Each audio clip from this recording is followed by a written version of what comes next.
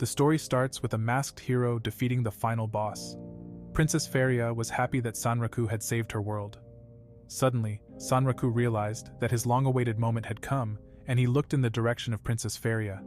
He jumped and he kicked her in the face with all his strength. Then we see the reality, and Rakuto was happy that he finally beat the game. Rakuto's life was all about VR games, and every year, countless trash games are produced that no one likes to play.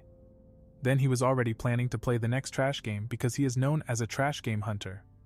Later, he was ready for school and he told his mother that a butterfly got out.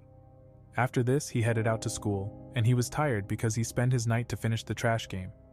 Then we see Rei waiting for her crush, and she thought about how she could engage him in a conversation. She tried to wait for the right time, but his friend showed up and ruined Rei's chance to talk with Rakuto. In the afternoon, Mana put up a poster in her gaming store to promote a famous game. Then Rei showed up at the store and she looked around the store for her crush. Mana knew she was in love with Rakuto, and she told Rei that he was currently busy playing a trash game. That's how she found out about Feria Chronicle, and Rei remembered hearing that the game was hard to play. Suddenly Rakuto appeared in the store, and Rei hid in the shop because she didn't dare to talk to Rakuto. Mana was surprised that he beat the legendary trash game and said that the game was very hard to play. He said that he hated the female lead the most because she was responsible for most of the problems. Also, he complained that she was often in a bad mood, and he always had to restart from the save point several times. But after fighting the final boss, he had his chance for revenge, and he used the moment to beat her up. Afterwards, Mana planned to help Rei in her mission to win Rakuto's heart. She suggested that instead of playing a trash game, he should play a masterpiece of a game called Shangri-La Frontier. A short time later, he read the concept of the game, and he learned that many users called the game the best game of all time. He started his PlayStation 5 with VR system to download the new software from Utopia. Following this, he got ready to form his own opinion on the top-tier game Shangri-La Frontier. He logged in and planned to pick his job in the game. Next, he chose his skills, and he was surprised by many appearance options. As a result, he intended to create a cool character, but his character's appearance was questionable. The reason for this was that Rakuto's habit of playing trash games caused him to sell his armor to use all his money for weapons. He also chose a bird mask because it was free, and called himself Sunraku as always. Then we see Rakuto dived into the world of Shangri-La Frontier, and he was looking around. He noticed that his starting point was in the forest, and moving around feels pretty much like real life. After this, he tested his new body in the game, and he knew that the game Feria Chronicle was no comparison to this game. He looked at his location, and he planned to go to the starting town Firstia. Then he jumped down from the tree, and he was surprised that his body felt light as a feather. Also, he looked at his stats, but he was attacked by a goblin. He took out his mercenary twin blades from his item box, and waited for the attack. Rakuto easily defeated the monster, and he was surprised to have killed him with a single hit. In addition, his level was increased, and he looked at the dropped weapon. Suddenly he heard a noise, and he realized that a monster was planning to attack him. He dodged a killer rabbit's attack, and he knew that the vapor rabbit's weapon could kill him in one hit. So he was attacked, but Rakuto was able to fend off all of his enemies' attacks with his trash game hunter skills. He proved that he is not a newbie, and he started to launch a counterattack to defeat the monster. As a result, he was able to defeat him, and he was surprised to advance to level 4. After the fight, he realized that he hadn't encountered any bugs since starting the game. He was impressed by the god-tier game SLF, and he planned to fight more bunnies to get their knives. However, Rakuto hunted many monsters in the forest, and he was able to level up quickly. He also managed to defeat many bunnies and managed to get the kitchen knives from them. He realized that the bunnies' knives were very strong, and had learned new skills. After this, he realized that the next town is secondable, but he encountered a huge snake. Meanwhile, a high-leveled knight in white armor appeared in the town Firstia. Then the players wondered why a high-level player was in the starting town. Rei knew that Rakuto always uses the same nickname and wondered why she couldn't find him. She logged out of the game and planned to continue looking for him after lunch. Meanwhile, Rakuto was looking forward to fighting the giant snake, and he began to launch his attack against it. He was excited and wanted to analyze his movements first in order to defeat the giant snake. He was able to dodge all of his attacks, and he was sure that he will win the fight without taking a hit. However, he planned to use his instant kill move, but his sword broke when he attacked the snake. He took out his strongest weapons and planned to defeat him with his bunny knives. Suddenly poison was spat at him, and he didn't manage to dodge in time. He thought it was poop, and realized he was poisoned by his opponent. After that, his pride was hurt, and he knew that the poison will kill him if he didn't manage to defeat the poison snake in 4 minutes. So he thought of a plan, and he planned to land a critical hit. He attacked the snake, but it wasn't easy to cause a critical hit. However, he activated a thunder spell on his daggers and attacked his enemy with his strongest attacks. As a result, he managed to cause many critical hit to weaken the monster. Suddenly he was thrown into the air, but he realized that he became pretty cocky because he beaten Feria Chronicles. He decided to get serious and attacked with his skill flash counter, and combined it with a final blow. As a result, he managed to defeat the area boss, and his level was increased. He was happy, and celebrated his victory against his first area boss in SFL.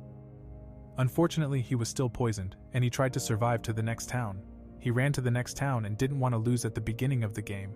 Then we see Reiji, who was flirting with Mia. He was happy that he could get to know his real-life crush better in the game, but Sunraku showed up. Mia thought he was a monster, but Reiji told her that he got a character name.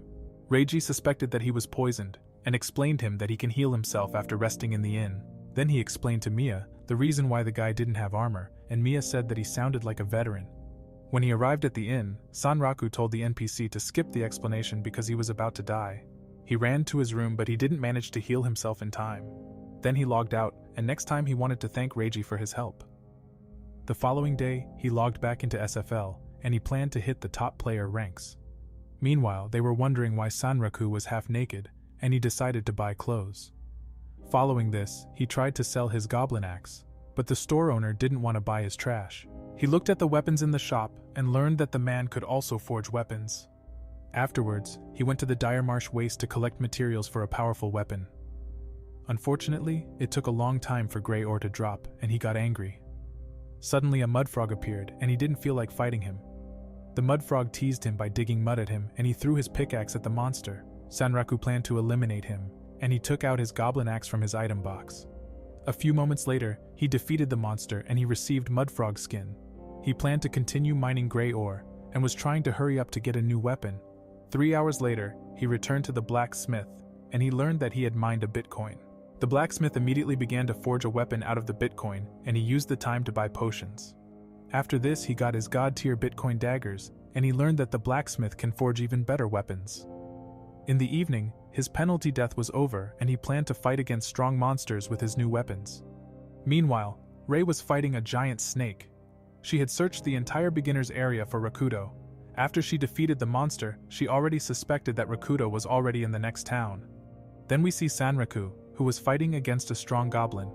He hunted monsters and was surprised that Redcap Goblin was able to block his attacks. At that moment, he decided to get serious, and he planned to apply the knowledge he had learned. He watched his enemy's movements and planned his next attack, but he had a problem, and more Redcap Goblins surrounded him. Suddenly he was attacked by all the monsters, and he underestimated the game.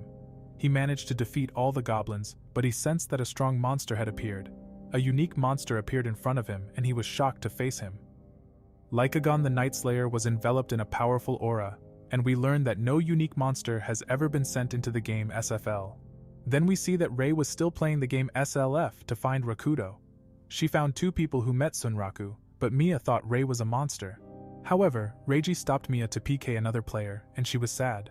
Reiji told about the direction Sunraku went, and Rei was surprised that Rakuto had managed to defeat an area boss with no gaming experience. In addition, she thanked them for the information and activated a boost spell. She ran off and tried to find her crush in the next town. After this, Reiji noticed that the White Knight was wearing a cape with the picture of Lycagon the Nightslayer. He told Mia about unique monsters that exist in the world of SLF. Clans of top players were founded and they tried to hunt down the strong monsters. Unfortunately, there was hardly any information about it because no one had defeated a unique monster yet. But Sunraku encountered a strong unique monster, and he knew he was in big trouble. Suddenly he was attacked by the unique monster, but he blocked his attack in time. He tried to survive and counterattacked.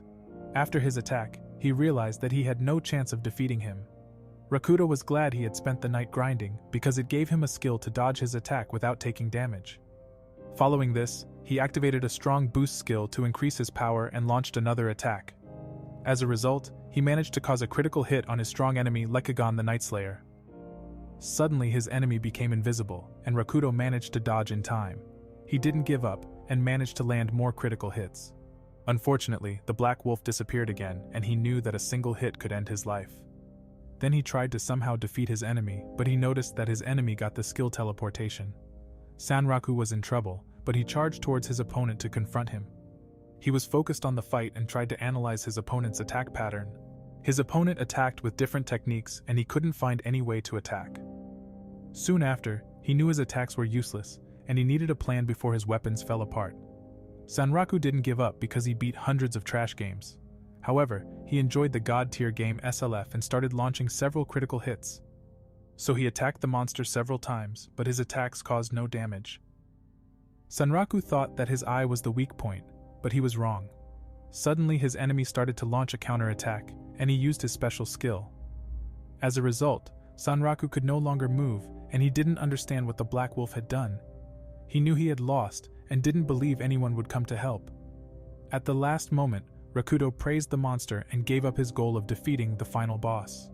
He decided that his main goal would be to defeat Lycagon, the Nightslayer. Then he was eaten by his enemy, and his life ended for the second time in the game.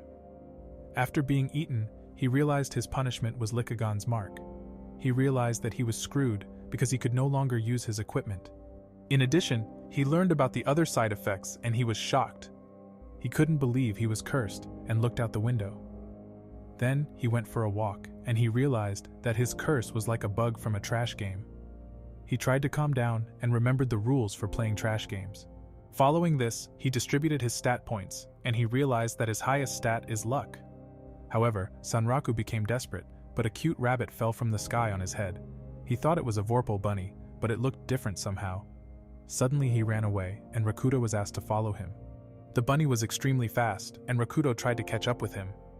He was lured to an alley, and a magical door opened. Then Rakuto learned that he got an invitation from Rabituza. He remembered reading about these unique scenarios. When he read about it, he learned that in the most unique scenarios he could get top-class skills, spells, or equipment.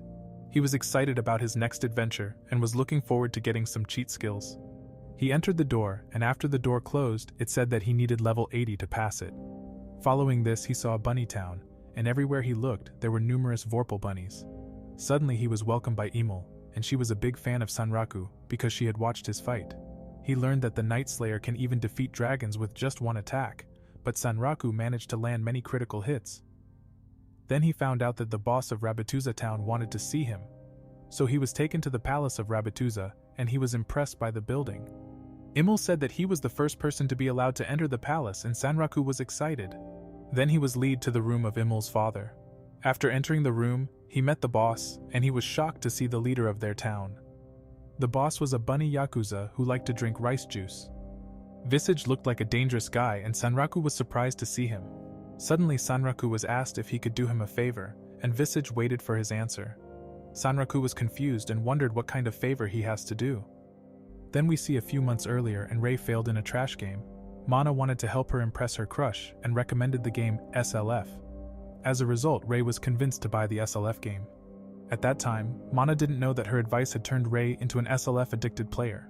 The following day, Ray visited Mana's game store, and Mana knew that she tried to find her crush. Mana learned that Ray tried to find Rakuto in the game, but he skipped the first tutorial city. After that, Mana wished her good luck in finding Rakuto and told her to tell him her feelings. Meanwhile, Rumi told her big brother that she will go to work. Rakuto was looking for more information about the unique scenarios in the game SLF. As a result, he found out more about the tour of Rabituza. He learned that he would normally encounter a snake at the game event, but he was asked for a favor by the Yakuza bunny. Then he was told about the request, and he understood that it was a secret training to make him stronger. Suddenly he bowed to Visage and called him Aniki, because he wanted to get his power up at all cost. After this, he thought that Visage was angry with him, but he was wrong. He was happy that Sunraku showed him his respect, and he allowed him to call him by his nickname. In addition, Vash put him in Emil's care and told his daughter to show him the town. Before they left, Sunraku wanted to take a break, and Emil wanted to show him their inn. Suddenly Vash remembered that he had forgotten to give Sunraku an unshu item. He learned that the Vorpal Soul Collar would have his experience and was told that he could not remove it without Vash's permission. But in contrast, he received double the stats points and he found no information about the Yakuza bunny. Then he drank an energy drink and wanted to play another trash game. He logged into Berserk Online, which was a fighting game. The reason for this was that only trash game hunters played the game. He planned to fight against his friend Katzo and accepted his challenge. Katzo wanted to show him a new attack that he learned after watching One Piece. Suddenly he was attacked, and he dodged the tentacle gatling of his enemy. Sunraku said that he is a One Piece fan too, and he launched a counter-attack with the same attack. Then the other players noticed that the two top players of Berserk Online were fighting each other. Sunraku tried to defeat Katzo, but he lost the fight. After this, he told Katzo that he had a lot of fun playing SLF, because there are a crazy strong monster called the Seven Colossi. Besides, no one has defeated any of him yet, and Katzo learned of Sunraku's goal. Katzo also decided to start playing SLF. The reason for his decision was that he was bored without Sunraku in the game. Additionally, he wrote Amane a message that Sunraku plays SLF. In the game, she was known as Arthur, and she killed many players with ease. After she PK many players, she was looking forward to meeting Sunraku to fight against him. Meanwhile, Sunraku returned to town secondable, and Emil wondered what his plan was. Sunraku told her that before looking at Rabituza, he wanted to reach the city of Therdrima. Suddenly Emil said that she hadn't understood any of his words, but she wanted to accompany Sunraku. As a result, Sunraku got Emil as his partner, and he was surprised that she got overpowered stats. Emil was happy to travel with her favorite warriors in SLF. After that, some girls showed up and Emil almost told the secret about the unique scenario. He ran away, and the girls took a screenshot because they also wanted to tame a cute bunny like Emil. Following this, they were outside the city, and Emil learned that Sunraku wanted to test something. He wanted to find out about his curse mark, because weak monsters immediately flee from him.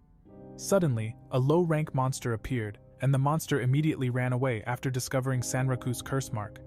He chased the monster and blocked its path to defeat it with his bunny knives. Meanwhile, Emil was impressed by her favorite warrior, and he planned to fight the area boss.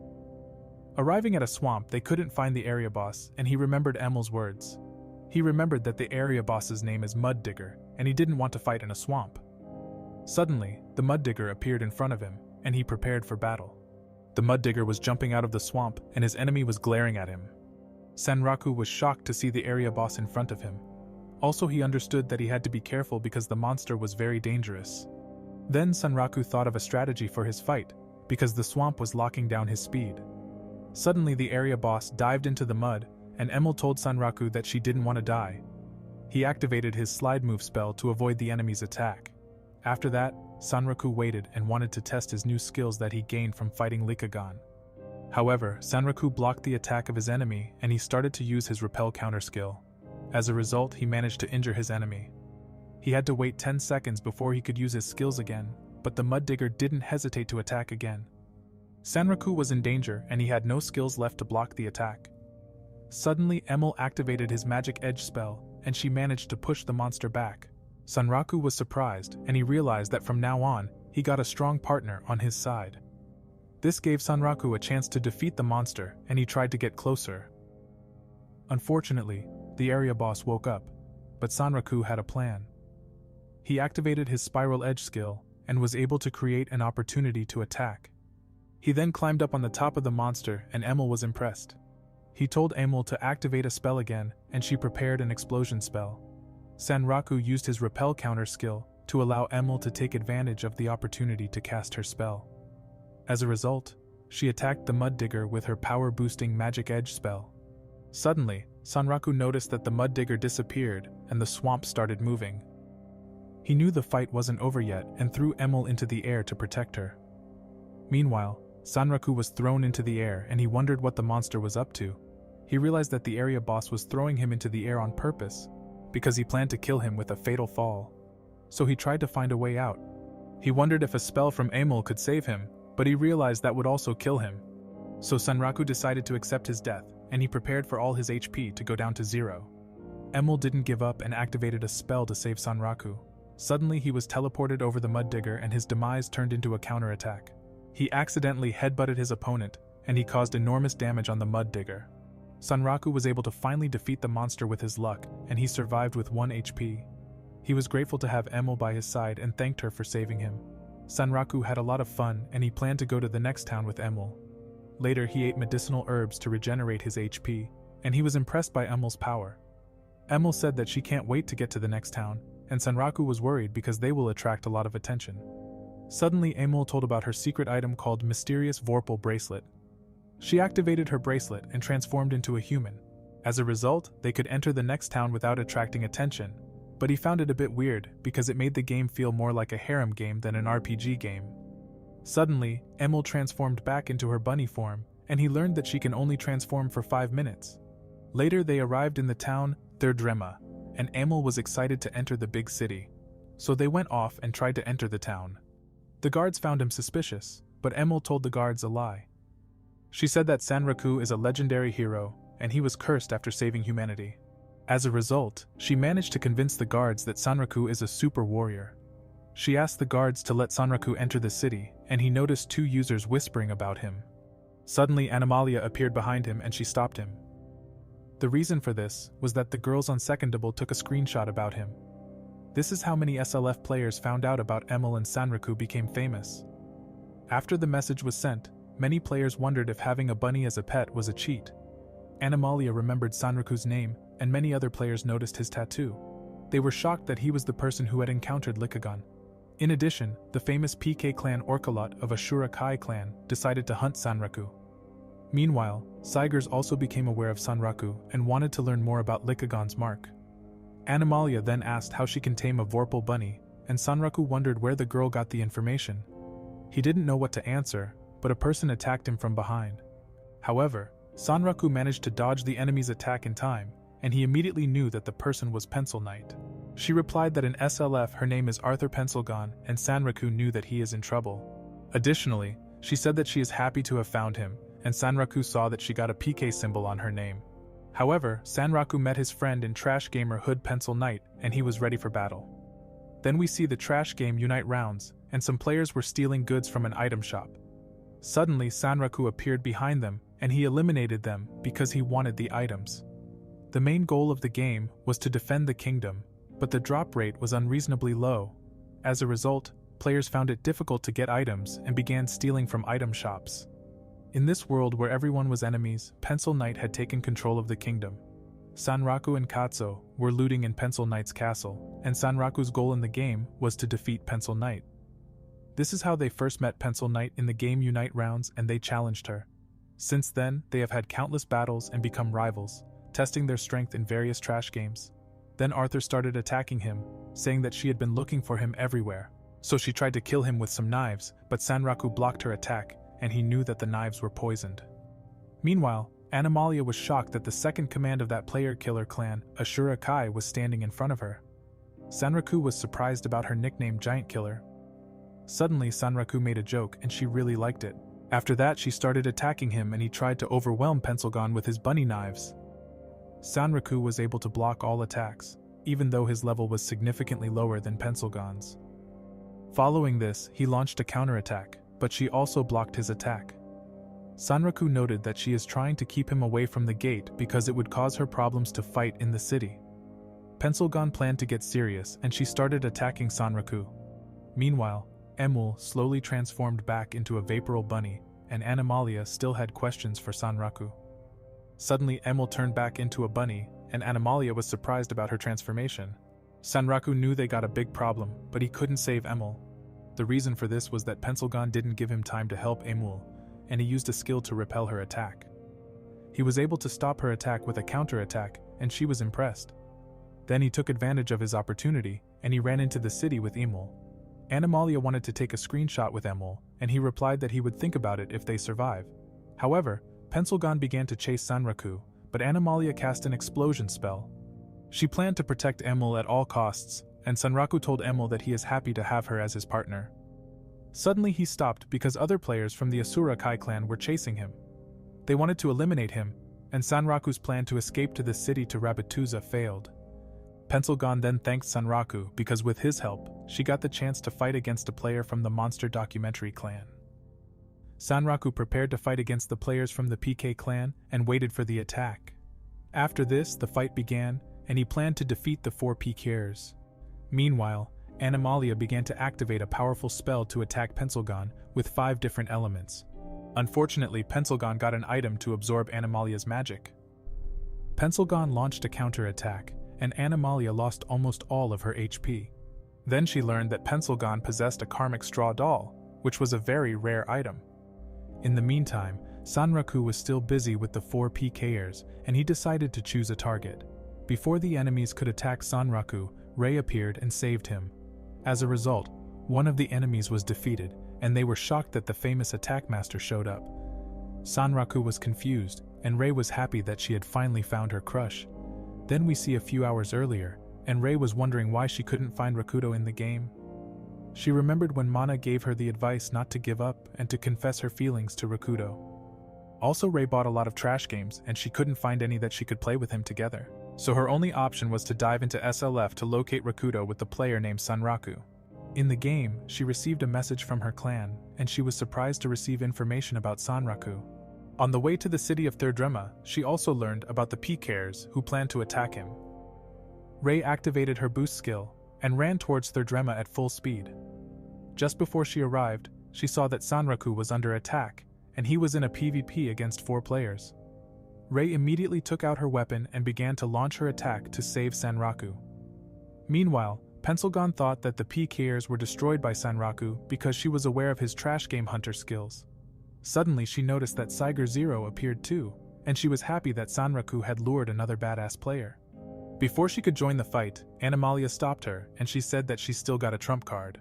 We then see Ray, who was watching Rakuto on the way to school. She admired him because he was smiling every day. Since that day she fell in love with Rakuto, and all she could think about was her crush. After school she planned to find a connection to her crush. In the following day, she was looking at Rakuto in the game store, and she started to smile after seeing him. Mana caught her doing this, and she often tried to talk to him at school. Ray wasn't brave enough, but she didn't give up. Then we see that moment when Ray showed up to save Sunraku. She joined the fight, and he was wondering if the knight was an enemy. Sunraku tried to find a way out, and Animalia revealed her secret attack. Pencilgon knew she couldn't reflect another curse, and she was wiped out. Her teammates were shocked that Pencilgon was defeated, and Sunraku said that Emil should get ready to create a gate. Suddenly Sunraku jumped over the players, and he planned to escape to Rabatuza with the help of Emil. He tried to reach the next city, but his enemies wouldn't let him escape. Ray stopped the PKers, and he remembered Ray's player name.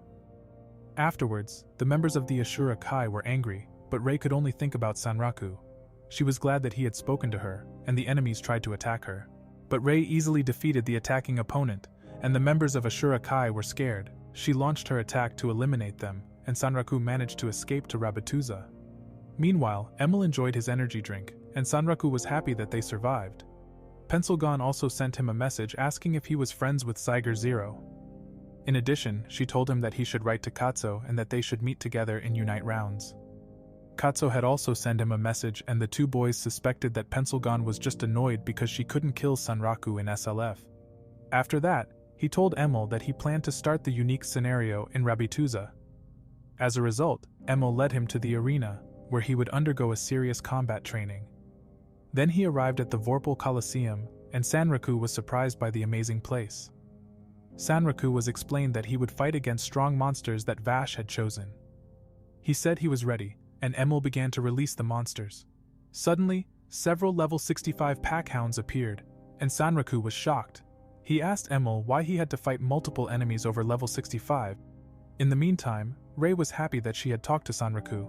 She remembered when Sunraku used her head as a trampoline, and she blushed. She also planned to send a friend request to Sunraku next time. Then she wondered if Sunraku had logged out because she couldn't find him in Thirdrema. He was still in the arena, and Emil hoped that Sunraku could defeat the monsters on the 7th attempt. Then he dodged the packhound's attacks, and he used his slide move skill. During his many attempts, a packhound always hid from him, but he managed to figure out how to get to the monster and attacked with his spiral edge attack. Sunraku was able to predict the monster's attacks, and he showed him his trash game hunter skills. Following this, he started to land many critical hits. Emil was impressed by her favorite hero, and he defeated them with his vapor knives. Then Emil said that the next one is definitely a single opponent. Sunraku was shocked after seeing the parasite tentacle in front of him. After that, he encountered many strong monsters in the Rabatuza arena, but no one could defeat him. A few hours later, he managed to defeat 9 monsters, and he wondered if his level had increased. He learned that he wasn't even a single level higher. In the meantime, Vash appeared, and he was impressed by Sunraku.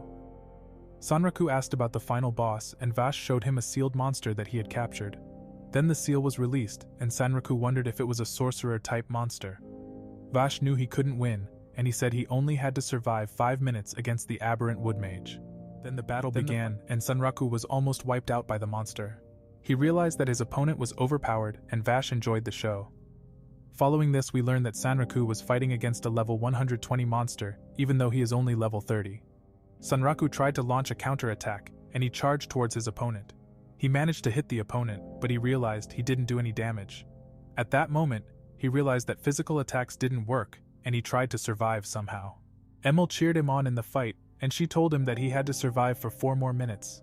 Meanwhile, Vash was curious to see whether Sunraku would manage to survive the 5 minutes. Sunraku was constantly attacked, and his opponent gave him a lot of trouble with his skills. Suddenly, the wood mage's attack strategy changed. Sunraku blocked the chains, and his friend Emil was worried about him. The fight against the wood mage was very intense, and Sunraku still couldn't create an opportunity to launch a counterattack. The enemy almost managed to hit him, but Sunraku didn't give up. Suddenly, the wood mage cast an electric spell. Sunraku was annoyed by his random skills, and he almost got burned. Then Sunraku realized that the more times passes, the more his enemy mixes up the magic types. He wondered if he could manage to survive, and the enemy's attacks were getting stronger and stronger. He knew that if it continued like this, he would die before the 5 minutes were up. The wood mage also activated a new spell, and Sunraku found it unfair that physical attacks didn't work. He continued to try not to get hit by the attacks, and he couldn't believe that only 2 minutes had passed so far. Also, he was starting to get tired, and was planning on giving up on the quest. Suddenly, he changed his mind about giving up, and he wondered since when he became such a pushover. He remembered the fights before, and that he gave up in SLF when the situation was hopeless. At that moment, he decided to survive at all costs, and protect his honor as a trash game hunter. Sunraku started a counterattack, and he charged towards the wood mage. Meanwhile, the enemy attacked him with powerful spells. He managed to get through the waves of attacks, and Vash was impressed. However, he was aiming at the monster's wand, which he used to nullify physical damage. The monster tried to retrieve his wand, but Sunraku stopped him and planned to end the fight. Suddenly, the monster activated his God of Destruction skill, but Sunraku managed to steal his wand, and 2 minutes remained. Vash wanted to see what Sunraku could do as a legendary warrior. He was attacked by the enemy with powerful attacks. He managed to avoid them, and Emil cheered him on, saying that he only had to survive for another minute. Then a wall was created in front of him, and Sunraku was bound with iron chains. The reason for this was that the monster wanted his wand back. There were only 30 seconds left, and Sunraku threw his wand into the sky. As a result, he was able to distract the wood mage as he tried to catch his wand. Additionally, Sunraku began insulting him to buy time. He successfully managed to survive for 5 minutes, but the monster still attacked him. Before he died, Vash appeared and defeated the monster. He crushed the wood mage and was impressed by Sunraku's abilities. Emil was happy for Sunraku and congratulated him on his victory. After that, Sunraku learned that he had passed the quest, and Vash declared him to an honorary Rabituzan. Sunraku wondered if he would still get a rare item, and Vash only removed the Vorpal soul collar. He was disappointed that he didn't get a special item and was asked to start the bonus unique scenario. He then logged out and immediately fell asleep. The following day, Emil was taking care of a cactus, and Sunraku wasn't sure if he should start the bonus scenario. He decided against it and wanted to reach the next area first. Then he realized that he cannot leave Rabituza without a disguise, otherwise he will be hunted again. He couldn't hide Lycagon's mark, but Emil had a solution to the problem. Following this, she showed Sunraku a shop in the palace of Rabituza. Peets was pleased to meet the famous Birdman, and Sunraku said that his head is just a mask. Emil saw for the first time that Sunraku had taken off the mask.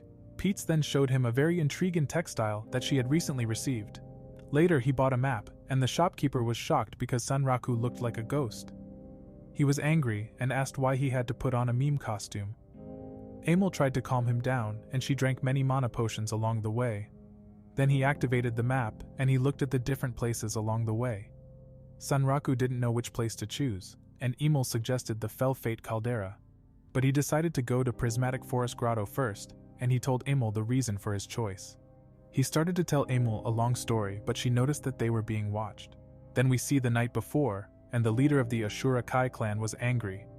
The members reported to Orsalot that they could not expect Attack Master to join in. Pencilgon was annoyed to hear a lecture and asked why Orsalot didn't take care of the matter himself. Then he said that the bunny is the key to some unique stuff. He said he really wants the information from Sunraku.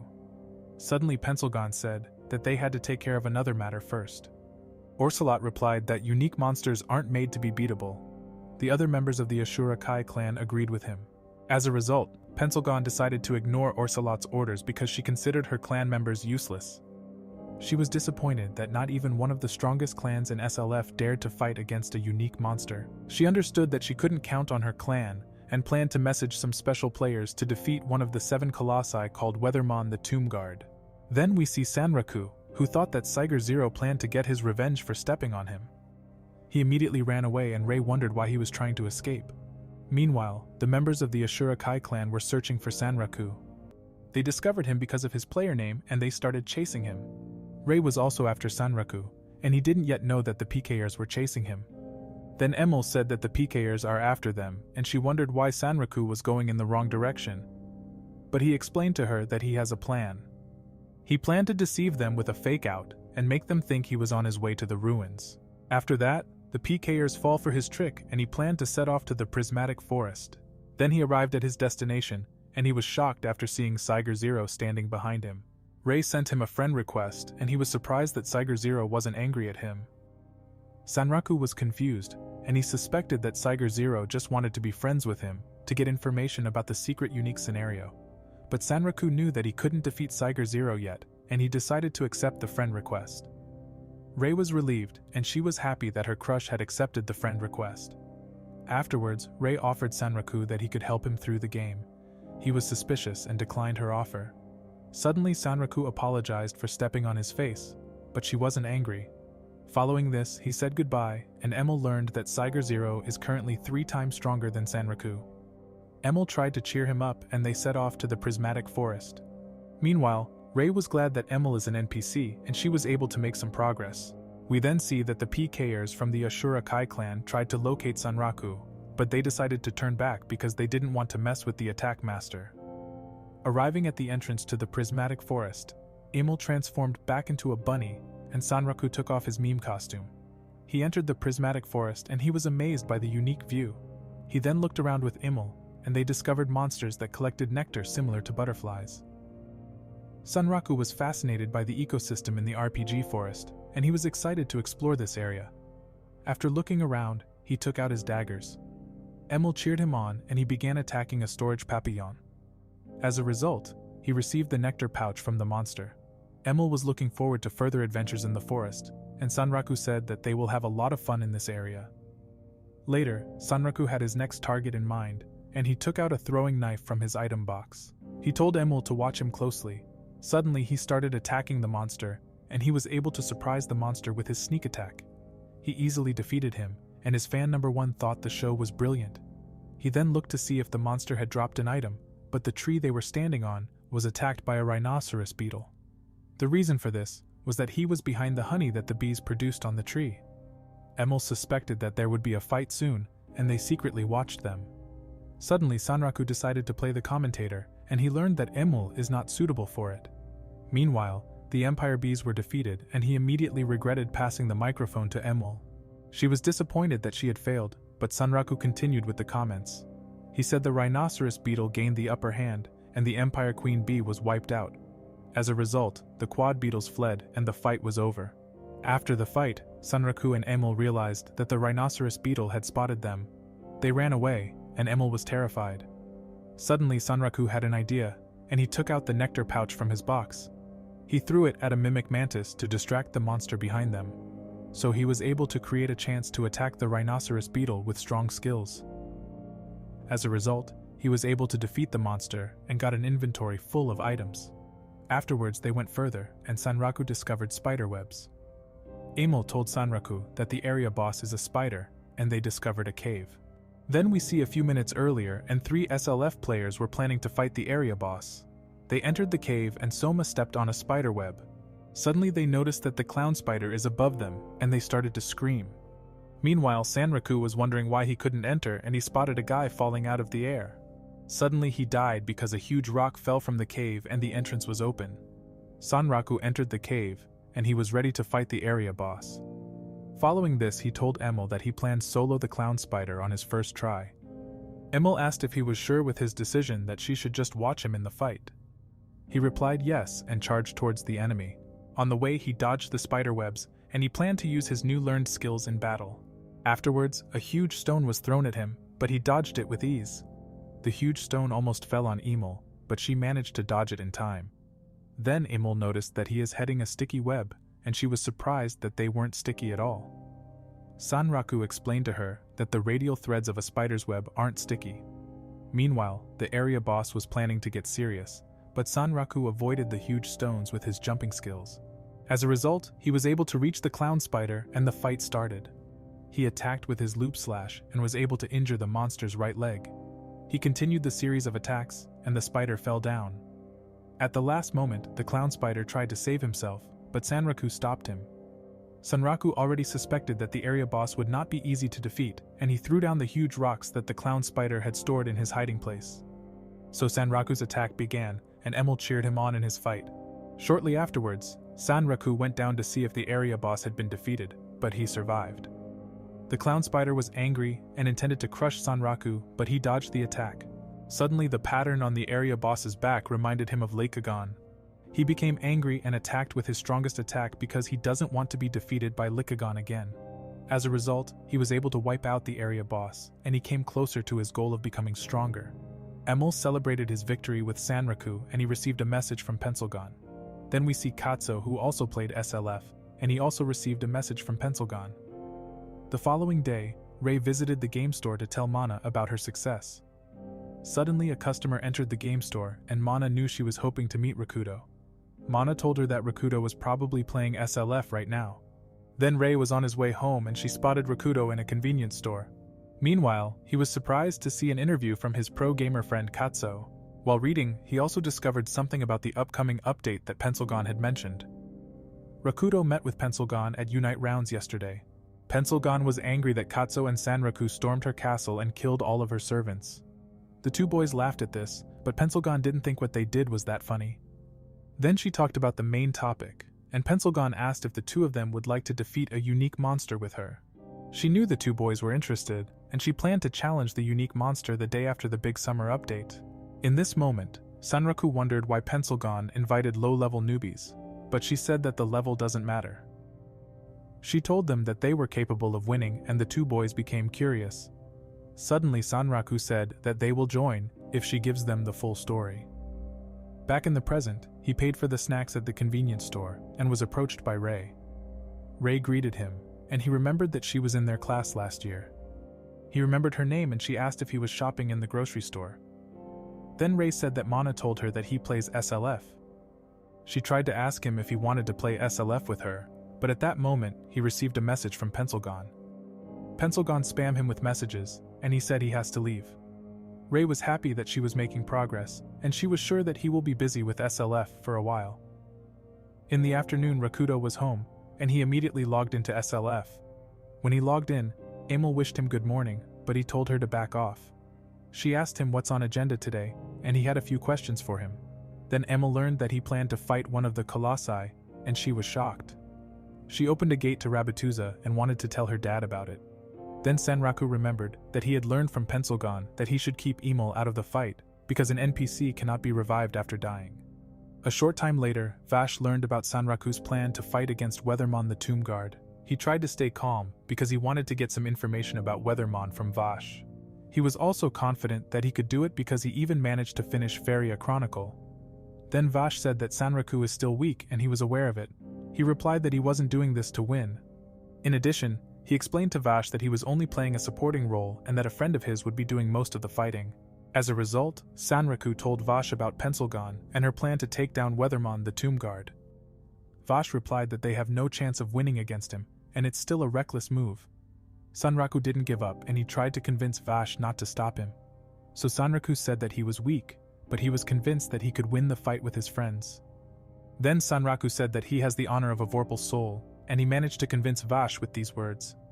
Vash started talking about Weathrmon, and Sunraku learned that he's a living corpse unable to even put himself to rest. After that, Vash said that he doesn't plan on stopping him, and he said that Sunraku should come with him because he will lend him a bit of a hand after all. As a result, Sunraku was led to a forge and he was hoping for a power-up. Suddenly Bilak showed up in the forge and Emil was greeting her beloved big sister. Then she said that Emil and her dad had already told a lot about him. After that, Vash looked at the Vorpal knives from Sunraku. He said to Bilak that he was going to ascend these. Bilak was surprised that her father planned to wield the hammer. Suddenly Vash asked if Sunraku had rare materials, and he remembered a material he had recently collected. Sunraku gave him the shell of a quad beetle that he defeated in the prismatic forest. Vash looked at the material and told Sunraku that this material would work. Following this, Vash started forging, and Bilak said that he is a lucky guy. Sunraku learned that Vash hasn't wielded the hammer for years. Additionally, he learned that Vash is a blacksmith, and he is not a normal blacksmith. He learned that he is a blacksmith who can forge the lost weapons of the divinity. As a result, he received the title of Divine Craftsman. A short time later, Vash's show began and magic circles appeared during forging. Sunraku was impressed, and Bilak explained to him what to ascend a weapon means. However, Sunraku learned that to ascend means to read the knowledge and experience of the weapon in order to upgrade the weapon to the next level. Suddenly Vash began to sing a song and he pounded on Sunraku's Vorpal knives. Sunraku was impressed by Vash, and he was excited about the new weapons he will receive. A few hours later, Vash finished forging his new weapon, and he said that the Vorpal chopper has taken its true name and form. Sunraku learned that he had obtained the twin weapon Moonblades. Then he checked the new stats of his weapon, and he realized that they were overpowered. Sunraku was grateful for this, and he planned to test his Moonblades. Suddenly, a window opened, and he learned that it cannot be wielded due to failure to meet stat requirements. He looked at his status and learned that he had to reach level 50 to wield it. After that, he met his friends in Thirdrema, and he said sorry because he was late. Pencilgon and Katzo were angry, and they planned to punish him for it. Suddenly, Sunraku said that he found out information about Weathrmon. Before he started talking about Weathrmon, he was surprised that Katzo chose a female avatar, and he wasn't surprised that Katzo came up with another weird nickname. After that, Sunraku started to tell them that Weathrmon is called a living corpse, who'd outlived his time. They wondered if the unique monster Weathrmon the Tomb Guard was an undead monster. Suddenly Pencilgon said that she've got some things to take care of. Following this, she told the two boys that they should go grind in the Iron Ruins. Pencilgon gave them fishing rods and a map to a hidden place for grinding. Before she left, she said that they just needs to follow her instructions, and she spotted Emil trying to pretend that she is a scarf. Sunraku replied that it was just the latest fashion trend, but Pencilgon knew he wanted to see Katzo's reaction. After Pencilgon left the room, Emil said that she got a terrible earache. Katzo was surprised that Sunraku's equipment could talk, and he told Emil that she no longer had to pretend to be a scarf. In the evening, Sunraku was told that Weathrmon activates a skill at the start of the battle that sets the max level of all characters in the battle area to 50. For this reason, Pencilgon had sent her friends to the Iron's Ruins of the Divinity so that they could grind to level 50. In the following day, we see Sunraku and Katzo on their way to the Iron's Ruins. He looked at the map to get to a secret area in Iron's Ruins that is perfect for grinding. After entering the Iron Ruins of the Divinity, they looked around. Katzo said that this place reminds him of the game Brave Galaxy Fighter. Sunraku replied that he hadn't heard of this game because he had only played trash games. After that, Sunraku made fun of him because he was 6 levels higher than his friend. Suddenly, Emil warned Sunraku because a strange glowing rock fell on them. He learned that it was a suppression drone, and Katzo told him that he can sit that out. Katzo was fighting against the monster and he attacked with his one-punchman skill. Sunraku was impressed, and he noticed that Katzo activated a buff on himself. Suddenly more monsters appeared, and Katzo explained that his spell gives bonuses to strength and vitality. After the fight, Sunraku revealed what focus he was putting his stats on, and Emil said that Sunraku is bursting with Vorpal Soul. Katzo didn't know what a Vorpal Soul was, and they moved on. While looking for the hidden place, Sunraku wondered how Pencilgon even found such a place. Katzo replied that Pencilgon found the place was enough of an explanation. A few moments later, they discovered a hole, and the directions said to jump into it. Then Katzo told Emil that he will jump into the hole first. Emil was impressed and said that she is an admirable lady. Sunraku tried to explain to Emil that Katzo is a guy. As a result, Emil was confused, and she said life holds so many mysteries. Suddenly, he heard Katzo calling him a loser, and he immediately jumped into the hole after him. When he arrived at the secret location, he was fascinated to see Tearlight Lake. In Pencilgon's instructions, it was written that they can find in this area a monster called Lifestide Lake Serpent. So they started fishing, and a fish bit Sunraku's fishing rod. He only caught one Lifestide salmon and was disappointed with his catch. A few moments later, Katzo caught a Lifestide Lake Serpent, and Emil was shocked about it. Sunraku said that it's time to unveil his new weapon, and he took out his Empire B twin blades. Then we see a few days before when Belak forged his Empire B twin blades. Sunraku had fallen asleep, and Belak thought that Sunraku was disrespecting her. He said sorry and cleared up the misunderstanding. When he looked at his weapons, Belak's behavior somehow reminded him of the time he had to play a dating sim. He still had nightmares about it, and Belak wondered what was wrong with Sunraku. Following this, he thanked Belak for his new weapons. Back in the present, he tested his new weapons and fought with Katzo against the serpent. He caused that the serpent's body corrode with his right-hand blade, because his right-hand blade had a special attribute. Then Sunraku remembered that Belak told him that his weapon infects the part of his attack and corrodes it over time. Sunraku then continued to target the serpent's body to weaken it with his corrosive poison. He told Katzo to aim at the same spot, and Katzo attacked with a strong attack. As a result, they created a weak point, and Emil planned to them. Emil was almost killed by the serpent, but Katzo protected her. Then the three of them attacked the monster, and they managed to defeat the serpent. Afterwards, they gained a lot of experience by fighting the serpent, and Katzo planned to combine his newly learned skills. However, Katzo was surprised that Sunraku didn't know anything about it. He explained to Sunraku that players can create combo skills in SLF. Sunraku was shocked by this, and he regretted skipping the tutorial town. Out of frustration, he decided to get back to grind. Later, Pencilgon was visiting them, and Katzo planned to reveal that Sunraku skipped the tutorial town. Katzo was threatened by Sunraku, and he promised not to tell her about his embarrassing secret. Then Pencilgon said that they don't have time to sit around and can only meet the person on a full moon. Pencilgon revealed that in order to defeat Weathrmon, they need to talk to the unique NPC Setsuna. A few moments later, we see Sunraku and his friends in the prismatic forest. Pencilgon showed them a secret passage. Katzo asked her how'd she even found about this. Pencilgon replied that she found this hidden area when she came here to grab some items. Suddenly, Sunraku started to annoy Katzo because he hadn't found any unique stuff yet. Then, the passage ended, and they discovered a magical place where beautiful flowers grew everywhere. They were impressed, and Pencilgon said she really likes this place. Afterwards, they heard that someone was singing in that place. They spotted a woman, and Emil was surprised because she was transparent. Following this, they learned that the person in front of them was Setsuna. Meanwhile, Sunraku wondered if she was the key to the unique scenario. After this, Pencilgon introduced her friends to Setsuna and teased them by calling them her sidekicks. Then she promised that with this team, she would manage to finally put Weathrmon to rest. Suddenly, Setsuna stared at Sunraku, and she was surprised that Cinderella's child accompanied him. She said that he reminded her of someone from a long time ago. Additionally, Setsuna thanked him for reviving lovely old memories from her past.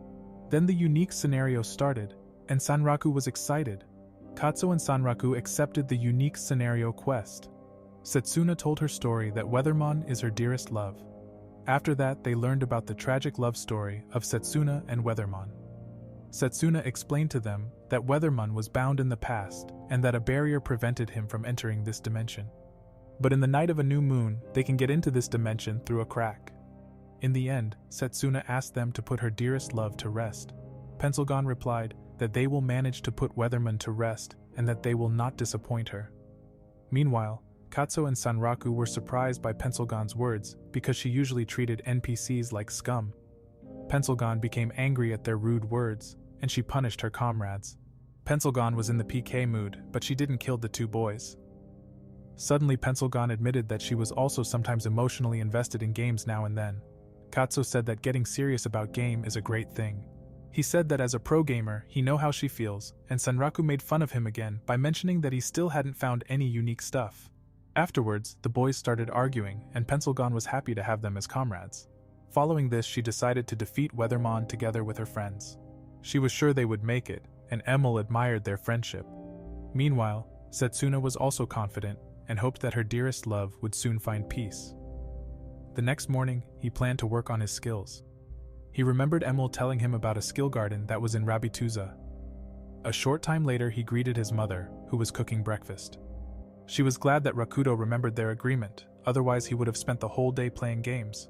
Suddenly Rumi appeared, and she complained about her mother because there was a rhinoceros beetle in the kitchen. Following this, she looked at pictures of Amane, and Rakudo learned that she idolized Amane. Rakudo told his sister that celebrities also need privacy, and that she shouldn't stalk her. Suddenly Rakudo's father arrived home and he brought a big fish with him. Then we learned that Rakudo's family eats together every Sunday for breakfast, lunch, and dinner. Rakudo knew his family wasn't normal, but he enjoyed every day with them. After breakfast, he planned to train his player skills. For this reason, he decided to log into the game Berserk Online.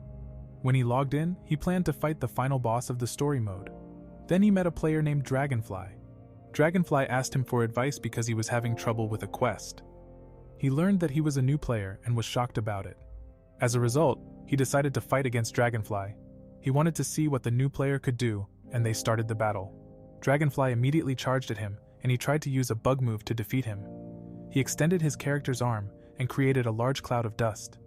Sunraku immediately saw through him and was able to dodge it with the bug move Yo-Yo. Sunraku was hyped up, and he planned to show the newbie many different bugs in this game. Meanwhile, Rei planned to send Rakudo a letter in SLF. The reason for this was that she wanted to invite him to play the game with her. Then we see Dragonfly, who attacked Sunraku again, and he planned to win against Sunraku at least once. Unfortunately, he got no chance against the strongest trash game hunter in the world. After that, Sunraku told him that the quick draw fist style is basically unbeatable. Dragonfly had a lot of fun fighting Sunraku, and he asked him for another fight. Afterwards, Sunraku thought he would attack again with the same moves, but Dragonfly used the yo-yo move. Suddenly Dragonfly noticed that Sunraku was distracted, and he hit him with the flying smash move. Sunraku was impressed by his improvements, but he knew that his opponent would not be able to move for a few seconds since the flying smash was not a bug technique. In this moment, Sunraku decided to attack him with the pile bunker bug. Dragonfly was pushed back, but he didn't give up. Suddenly Dragonfly discovered a new bug, and he triggered 2 flying smashes at once. Sunraku was able to counter it, but he wanted to be hit by it. As a result, Dragonfly won, and the other players were surprised by this newly discovered bug. Sunraku congratulated Dragonfly and told him that he is most likely the discoverer of a new bugged-out move. Also, he learned that he was allowed to choose a name for this bug. Following this, Sunraku wanted to fight with him one last round. He showed him the bug doppelganger, which created a shadow clone of himself. Sunraku enjoyed the fight against the newbie, and he didn't hold back in the fight. However, Sunraku won the final battle with the help of his clone, and Dragonfly was grateful that Sunraku had shown him many new tricks. Meanwhile, Katzo missed Sunraku because Pencilgon was bullying him. The next day, Sunraku logged into SLF and planned to visit the skill garden. He was very excited and asked Emil in which direction the skill garden was. A short time later, Emil told him that the skill garden in the palace contains a far greater selection than the ones in the towns. Then they arrived at the skill garden, and Sunraku was introduced to Emil's big sister Elka. Additionally, he learned that they are triplets. Suddenly Sunraku started to pick up Emil's sister's speech pattern and asked for her help. Elka explained to him that he can combine high-level skills to produce superior skills. Then he started combining skills with each other, and Elka demanded 6,000 bitcoins for 6 combinations. Shortly afterwards, Sunraku checked his stats and thought about how he should distribute the 5 remaining skill points. Suddenly Elka appeared, and she explained that he had to drink the mixture. Emil and Elka cheered him on, and Sunraku drank it down immediately. As a result, he learned all 6 combinations at once. Afterwards, Sunraku learned that Elka also sells skill grimoires. She planned to give Sunraku a discount, and Emil tried to warn him. Then he looked at the prices for a skill grimoire, and they were more expensive than a new Lamborghini. Elka ripped him off, and Sunraku got no money left after buying the grimoires. He was sad because he actually planned to use the money to buy an armor in Thirdrema. Afterwards, he met up with his friends at Serpent Apple. Pencilgon was already waiting for them, and she got an evil plan in mind. She told them about the problem that her clan Ashura Kai was using the unique scenario to build up their PvP skills. So Sunraku asked what Pencilgon's plan is. She explained to them that PKers get items and equipment when they kill other players. Therefore, PKers often have rare treasures and are basically walking treasure chests. Then she said that she plans to leak the Ashura Kai clan's hideout. As a result, they would become the target of many players and they could destroy the Ashura Kai clan. 2 weeks later, the time had finally come, and the major update for the top-tier game, Shangri-La Frontier, was completed. We then see Pencilgon leaving an item shop with a large bag full of Resurrections items. Meanwhile, some Ashura Kai members were wondering who had bought all the Resurrection items in the shops. A short time later, Mia asked Reiji about the major update. She was told that new weapons and areas now exist, and Reiji asked if she wanted to check out a weapon shop. Suddenly Mia thought that there was a monster in the town, and Reiji tried to calm her down. The reason for this was because Mia heard a noise. Then we see Rei, who was very nervous. She was planning on sending a message to her crush Sunraku, but she was afraid that Sunraku wouldn't answer her and caused a loud noise. A few minutes later, she managed to gather her courage and decided to send her message. After that, an eagle appeared, and she learned that her clan leader Saiger 100 needed her help. Then we see Sunraku drinking tea with Emil, and he teased her a little bit. She said it's time, and wanted to give her something beforehand. Suddenly, an eagle appeared, and Emil said that Sunraku already has a best friend. He then learned that he had received a letter from Saiger 0. In the letter, it was written that Rei invited him to explore the new update with her. At that moment, another eagle appeared, and Emil wanted to protect Sunraku. He ordered Emil to stay calm, and learned that Saiger 0 didn't have time after all. Then Sunraku planned to go shopping in Weathrmon to buy powerful equipment to fight against Weathrmon. Suddenly, Vash was behind him, and Sunraku was startled because he appeared out of nowhere. He was sure that Sunraku could win the fight, and wished him good luck. Following this, Emil gave him a protective amulet. He thanked Emil for the good luck charm and assured her that he will return unharmed. In the evening, Rumi came out of the bathroom and he put up a poster that forbade her to enter his room until tomorrow. Rakuto logged back into the game SLF after drinking several energy drinks. He was excited and ready to fight against one of the Seven Colossi. Meanwhile, the Ashura Kai clan was waiting for Pencilgon, who didn't show up at their secret base. Suddenly, Saiger 0 appeared in the Ashura Kai clan's secret base. They were surprised to see the Black Wolf clan, who wanted to wipe out Orsalot's clan. Shortly afterwards, they noticed that other strong clans discovered their secret hiding place too. Then, an Ashura Kai member tried to kill Saiger 0, but he was instantly wiped out. The hunt for the Ashura Kai clan started and Orsalot was confused. He wondered how they found out about this hidden area and tried to escape. Meanwhile, Sunraku and Katzo were waiting for Pencilgon. They were chatting, and Sunraku said that he had mixed energy drinks with purple drink. Also, he told him that a new powerful bug was discovered in Berserk Online by a newbie. A few moments later, Pencilgon showed up, and she said that their plan worked. Katzo said that her clan will be angry if they find out that Pencilgon leaked the hideout. Then we see Orsalot and his friends on the way to the hidden garden to fight Weathrmon. They learned that the entrance was blocked, and Orsalot suspected that his big sister was behind it. Following this, Pencilgon asked if they have any questions before fighting. They were ready, and Pencilgon planned to make Setsuna's wish come true. She touched the crack, and a portal to another dimension opened in front of them. When they arrived in the other dimension, they heard a melody. Then they spotted Weathrmon the tomb guard, who was guarding at Setsuna's tomb. At that moment, a debuff activated, and all players' levels became 50. Weathrmon stood up and picked up his sword to fight them. After this, Sunraku planned to test the opponent's strength. Weathrmon tried to hit Sunraku with his skill Wind Slash, but Sunraku dodged. He attacked Weathrmon with a counterattack that did no damage. So Sunraku decided to equip his Emir B twin blades, and he attacked again. Meanwhile, Pencilgon was impressed because he grasped the timing on the first try. She told Sunraku and Katzo the days before about the attacks Weathrmon could use. Also, they learned that Weathrmon gets stronger every 10 minutes. Despite Weathermon's enormous power, there were ways to defeat him, and Pencilgon was sure that they could do it together. Then we see Sunraku, who didn't take any damage in the first phase due to his trash game hunter skills. Sunraku couldn't land a critical hit, but he managed to dodge all of his enemies' attacks. Then we see Katzo analyzing Weathermon's movements. After this, Pencilgon took out a unique item to support her friends. Sunraku noticed that his attacks doesn't work, but Katzo successfully analyzed Weathermon's movements. Suddenly, Sunraku was hit and he immediately lost all his HP. Pencilgon said that Katzo should go and he was a rebirth tier jewel on Sunraku. Then we see a few minutes earlier, and Pencilgon showed them the resurrection items she had purchased. She explained that with a rebirth tier jewel, they can immediately revive a disabled player within 10 seconds. Additionally, she told them that she had bought 12 of them and each one cost more than 4 million Dogecoin. Also, she had bought other resurrections items that helped them in fight against Weathrmon. Following, she told them the strategy of how to proceed in battle to defeat a unique monster. She called it the ultimate zombie tactic and was sure they would win. Back in the present, Sunraku was revived and Weathrmon tried to kill Katzo. He managed to dodge in time and wanted to buy time for Sunraku. Meanwhile, Pencilgon asked Sunraku what he thought about his opponent. He replied that Weathrmon definitely deserved the title one of the Seven Colossi. Then Sunraku prepared to attack again, and he planned to change his weapons. Suddenly he told Katzo that he is tagging in and attacked Weathrmon. Unfortunately, Sunraku's attack caused no damage, and he was almost killed again. Weathrmon activated his skill Thunderclap to attack his opponents. Sunraku used his Thunder Breath skill and managed to dodge the lightning with ease.